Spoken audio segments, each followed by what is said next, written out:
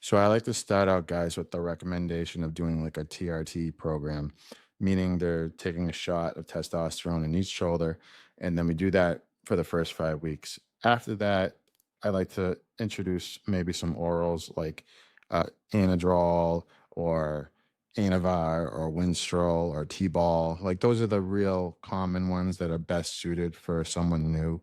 Why? Because they don't convert to estrogen. They're pretty safe if you do things right. And they add a lot of results to your cycle. It gives it a good kick. Okay. Now, the problem is that, I would love to see people do more injectables because it's healthier, kind of. But the problem is that most people can't handle it. They're not used to shooting their glutes or their lats, their legs, because they're nervous. They think they're gonna like, injure themselves. So it's easier to just tell someone do it in your shoulders. Nothing really there, and it's a tiny insulin needle that you can use. It's pretty much painless. I mean, sure, you might be sore the first few times you do it because your body has virgin muscle. And if anyone understands that, it's usually the first time you inject anywhere in a muscle, that muscle group is a bit more reactive to the shots. And then it gets like less and less reactive with every shot you do there.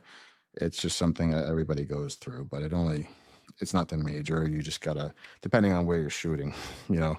But for the most part, shoulders are pretty easy going on the body with shots. So I'd like to do that.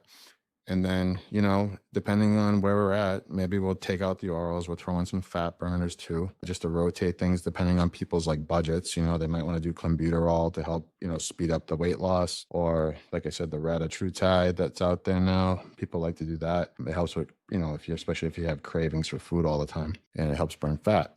So there's all kinds of things we can do to make things easier for people now. It's just a matter of people's budgets, what they're willing to do and how far they're willing to take it.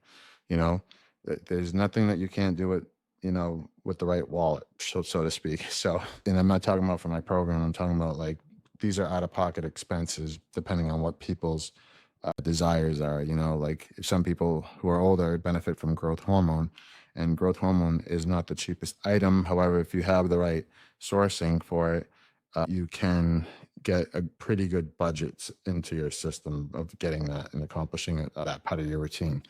So there's all benefits to everything we do. It's just a matter of, what we want to do and what's most important and how our budget is.